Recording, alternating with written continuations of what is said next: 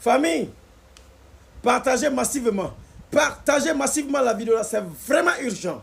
Oui, les mercenaires ivoiriens pris la main dans le sac. Oui, au Togo. Ils étaient envoyés pour une mission spéciale. Oui, on les a pris et ils sont en prison. Le pouvoir ivoirien a honte. Il n'arrive pas à parler de ça. Oui. Alassane Ouattara a tellement honte jusqu'à ce que non, il fait bouche bée. Peuple africain, il n'y a pas de fumée sans feu. On ne peut pas accuser quelqu'un tous les jours à tort et à travers tous les jours pour rien. Je vous en prie. La Côte d'Ivoire est un pays déstabilisateur depuis que la Côte d'Ivoire a été créée.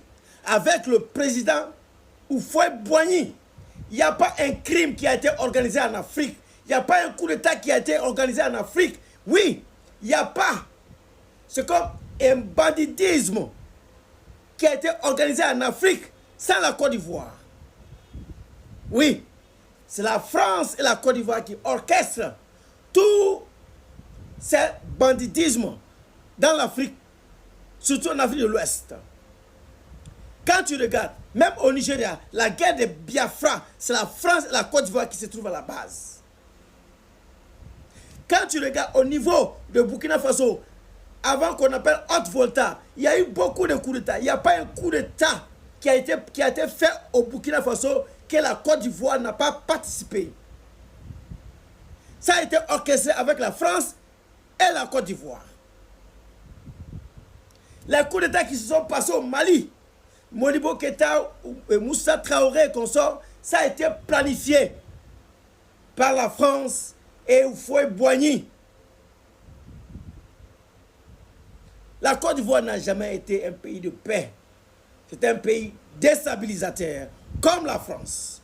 Parce que par peur, ils sont devenus esclaves de la France. Oui. Même au niveau de la monnaie, la Côte d'Ivoire est complice. On a vu avec l'histoire d'Eco, avec le Nigeria. Le vieux se lève un coup, il mélange tout. Maintenant, l'Eco qui va sortir là, c'est la même chose comme franc CFA. C'est la même chose, c'est la même valeur. C'est toujours le franc CFA. C'est la Côte d'Ivoire qui est à la base de tout.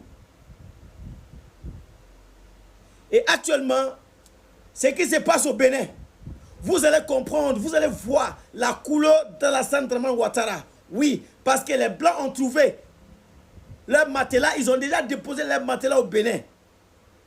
Oui, ce qui se passe au Bénin, vous allez voir que c'est la France qui est président du Bénin. Parce que pourquoi? Talon, ils ont boycotté le coup d'État, les militaires n'ont pas pris le pouvoir, Talon n'a pas pris le pouvoir. Qui est au pouvoir? Oui, parce que tout était planifié. Donc, ils avaient envisagé le Djali, l'assassinat de Faure Gnassingbé au Togo. Parce qu'ils ne peuvent pas aimer Faure Gnassingbé. Gnassingbé a toujours été avec l'AIS. Il est dans CEDEAO, il n'est pas d'accord avec leurs décisions. Wallah Billahi. Il n'y a pas un accord, il n'y a pas quelque chose qui s'est passé à l'AIS que Faure Gnassingbé n'a pas participé. Même les accords militaires, même les exercices militaires. Et récemment, il était en Russie tête à tête avec Vladimir Poutine.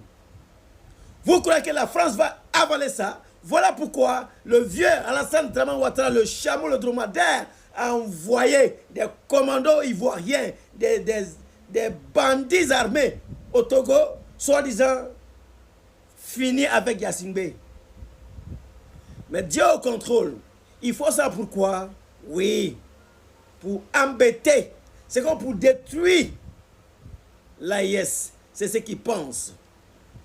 Parce qu'il s'est dit que non, le Togo est ouvert à l'AIS. Le Togo même est d'accord avec l'AIS. Le Togo est avec l'AIS, même s'il n'a pas dit ouvertement. Qu'est-ce qu'il faut faire? Il faut finir avec le président. Comme ça, on va fermer les ports, on va fermer le pays, tout. Mais le bon Dieu est avec l'AIS. Même si vous avez fait ça, vous allez voir que l'AIS va vivre. Fermez le port de Togo et tout. Vous allez voir que l'AIS va vivre. Peuple africain, ouvrez les yeux.